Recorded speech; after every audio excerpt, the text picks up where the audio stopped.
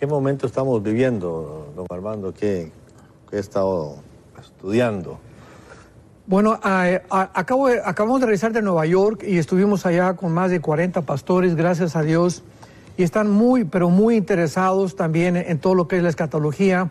Hay una muy pobre enseñanza en el área de la escatología, desgraciadamente en el mundo entero, y una de las cosas que tenemos que entender es, si no conocemos el pasado, no podemos conocer el presente y la razón por la cual nos encontramos en la generación en la que nos encontramos.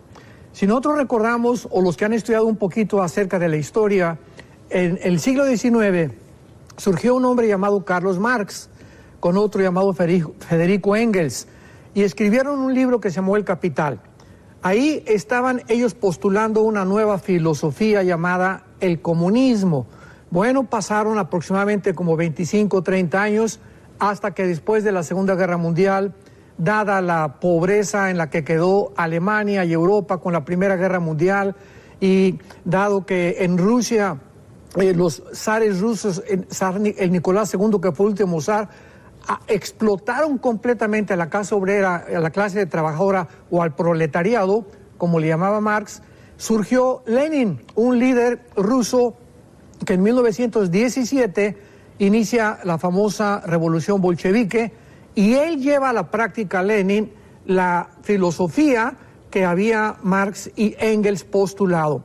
Entonces, de 1917 a 1989, esta ideología prevaleció en el mundo hasta que en la Segunda Guerra Mundial pues surgió la democracia de los Estados Unidos de Norteamérica y comenzaron muchos a seguir este modelo de la democracia norteamericana, y comenzó una guerra fría en 1950-51 entre Rusia y Estados Unidos.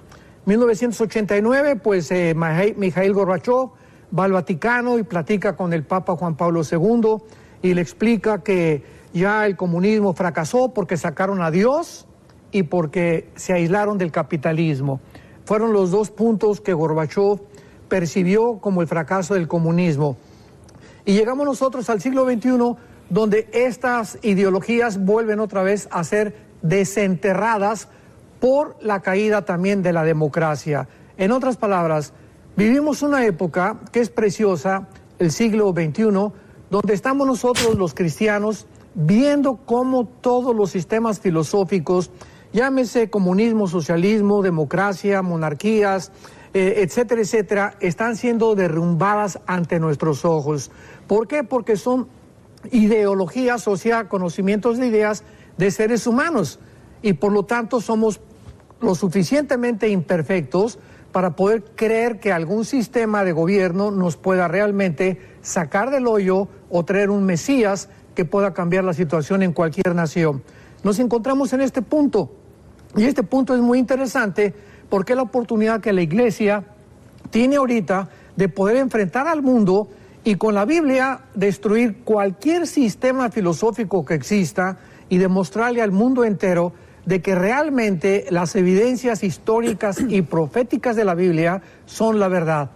Nadie puede anteponerse ni tampoco discutir o mostrarse antagónicos ante evidencias tan claras, historias arqueológicas, físicas, genéticas, antropológicas, paleontológicas, etcétera, etcétera.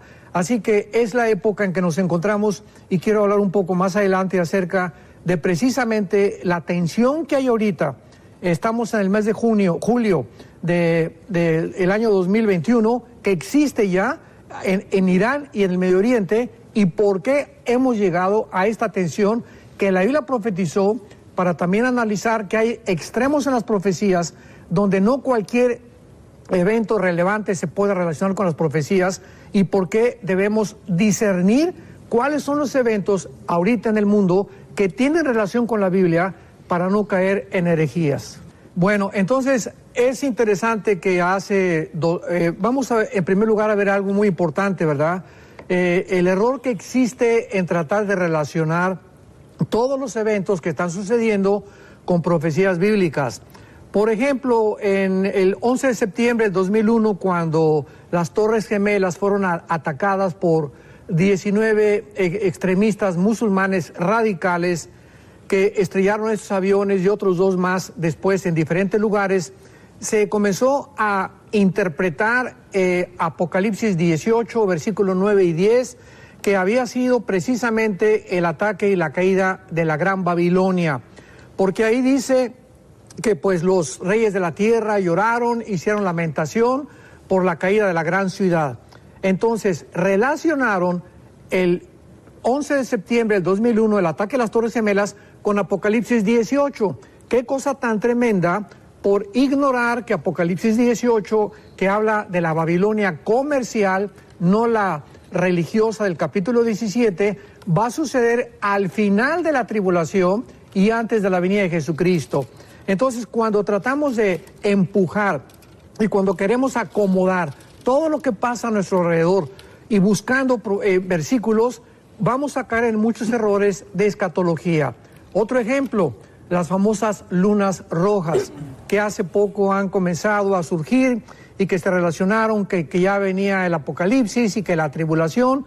Y las lunas rojas aparecen en Ezequiel capítulo 2 y en Hechos capítulo 2, antes de la venida de Jesucristo. El sol se oscurecerá y la luna se pondrá roja y las estrellas del cielo caerán. Entonces, ¿cómo podemos relacionar cada vez que hay un eclipse o que se ponen las lunas rojas con que ya viene la tribulación o con que ya viene el rapto? Claro. ¿De dónde sacan eso? No está en la Biblia. Es una exégesis amarillista, así le podría yo calificar. Entonces tengamos cuidado con eso. Pero voy a dar un ejemplo muy claro de que realmente podemos relacionar lo que está pasando con la Biblia, por ejemplo, en el capítulo 38 de Ezequiel.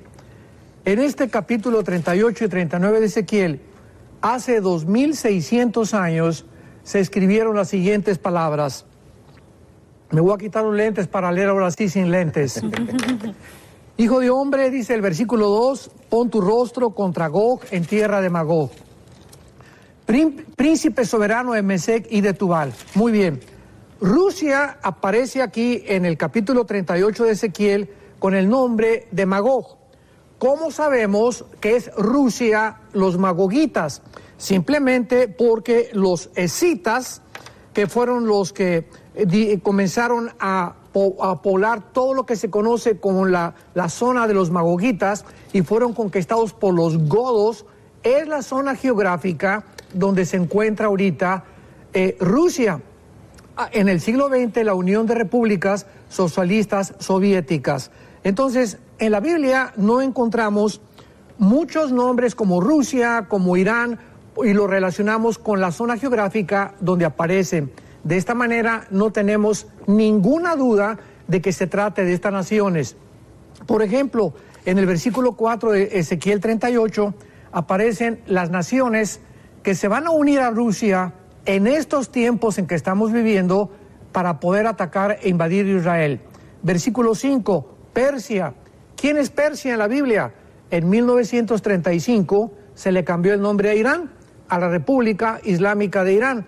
Ahora sabemos que Persia es Irán. Esto es increíble. O sea, antes de 1935, Ezequiel 38 no se podía interpretar, porque los nombres no coincidían con las naciones que se formaron después de la Segunda Guerra Mundial y donde se repartió casi todo Jordania, Irak, Siria, Transjordania, etcétera, etcétera, y entonces cobra relevancia que las profecías bíblicas hablaban precisamente de estos lugares geográficos. Otro ejemplo, aparecen aquí Cus y Fut, unidos con Rusia y con Irán. ¿Quién es Cus y Fut? En Génesis capítulo 10 encontramos todos los descendientes de donde venimos todos los seres humanos. Venimos de Jafet, venimos de Cam y venimos de Sem, los 3 hijos de Noé. Todos los jafetitas poblaron la Europa o todos los anglosajones. Los semitas, todo lo que es el Asia Menor, en el Medio Oriente, y los camitas o cananitas, todo lo que es el norte de África principalmente. Entonces, Cus y Fut aparecen en Génesis capítulo 10, ya después del capítulo 11, porque quiero aclarar algo. El capítulo 10 va antes del capítulo 11 en el Génesis. En el Génesis aparece en el capítulo 11 la Torre de Babel, donde todos son dispersados y los lenguajes son cambiados. Y en el capítulo 10, en el capítulo anterior, aparecen todos la forma como fueron dispersados por todas las naciones y los lenguajes que fueron de ahí desarrollándose a través de la historia. Cus y Fut aparecen como descendientes de Cam. ¿Cómo sabemos entonces qué naciones son las que aparecen en Ezequiel 38? Bueno, todas las naciones del norte de África, que son Libia, que son Sudán, que son Etiopía, pertenecen precisamente a Cus y a Fut. Entonces vamos otra vez nombrándolos: Rusia, Irán, Etiopía, Sudán, Libia, se van a formar parte de esta coalición que se viene contra Israel. Y luego más adelante en el versículo 6 aparece Gomer y Togarma. ¿Quién es Gomer y Togarma? Turquía moderna.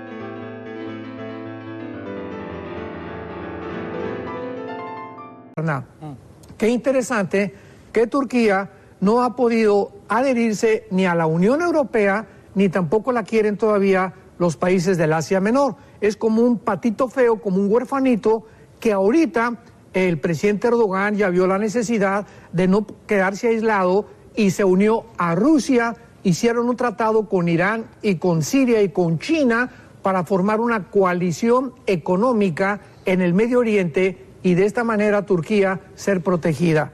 Así que, damas y caballeros, y ustedes que nos están observando, ¿quién puede negar que estas profecías bíblicas puedan ser una evidencia sobrenatural de que este libro que se llama la Biblia está inspirado no por seres humanos, sino por una entidad espiritual sobrenatural que la Biblia le llama Jehová? Yahweh en el hebreo. En el momento que estas naciones que se van a unir van a atacar a Israel, ¿cómo va a ser la geografía de Israel? ¿Es la geografía que conocemos ahorita o va a estar más expandida? No, ya Israel no se va a expandir más hasta que el anticristo haga un trato con ellos. Ahorita la única forma en la que se han expandido fue después de la guerra de junio de 1967, cuando el general Moshe Dayan, después de la guerra de los 6 días que le ganaron a 5 naciones árabes, conquistaron el norte, las colinas del Golán que están junto al mar de Galilea, frontera con Siria, todo lo que es la franja de Gaza, el terreno.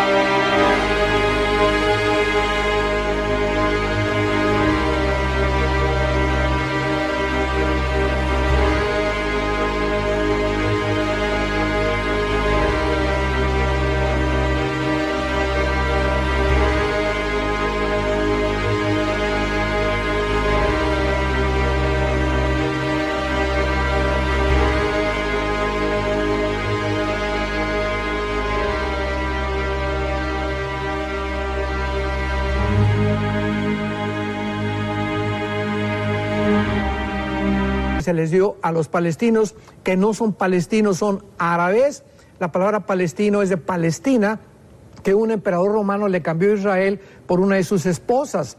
Entonces no existe tal cosa como la tierra de Palestina. Los cristianos le llamamos la tierra de Israel. Y vemos también la franja de el Banco Oriental que pertenece ahorita a Jericó. Entonces ya Israel no se va a extender más. Se iban a extender hasta la península del Sinaí en Egipto, pero la Liga de Naciones los pararon y les dijeron ya no avancen más, y en la guerra de los 6 días detuvieron la ampliación de la tierra de Israel porque esta promesa les va a ser completada hasta el milenio. La promesa del pacto abrámico. Ellos tienen la promesa de la tierra, nosotros la promesa espiritual del pacto abrámico. Entonces Israel va a permanecer tal como está ahorita, y estamos esperando ahorita esta invasión. Y es interesante que en esta semana Irán está en una tensión tremenda contra los Estados Unidos de Norteamérica. Hay otro tema maravilloso que es las profecías de Estados Unidos en la Biblia, si aparece o no aparece, que también nos tomaría bastante tiempo, pero que podemos profundizar bastante. Y es increíble que Estados Unidos tiene que desaparecer o por una guerra terrorista, o un ataque terrorista, o por una economía que tenga que doblar a esta grande nación, o por el arrebatamiento de la iglesia. Pero Estados Unidos, en las profecías bíblicas, si es que aparece en segundo o en tercer plano. Y para ello, Rusia tiene que avanzar para poder conquistar Israel. Pero nada más la última pregunta con respecto a este tema. Cuando sea la invasión de Israel y se unan estas naciones, ¿lo van a hacer con una ideología antisemita o con otra, basado en otra ideología? No, el antisemitismo va a culminar con la persecución del sistema religioso romano en la primera parte de la tribulación, que es la Gran Ramera, y después, los últimos 3 años y medio, con la persecución política del anticristo. El antisemitismo no va a detenerse desde que Cristo murió en la cruz, porque va a incrementarse el odio contra los judíos. Entonces, esta guerra está motivada no solamente por el antisemitismo, sino también por motivos políticos y económicos, ya que abajo de la tierra de Irak, de Irán y de Saudi Arabia aparece el 65% de las reservas petroleras del mundo. Pero Israel es el enemigo de los árabes porque ellos consideran que son invasores, ya que toda esa población, de acuerdo a este pensamiento del Islam, Israel es un invasor porque ellos no son árabes, no son musulmanes, y porque no les corresponde esa tierra más que a ellos.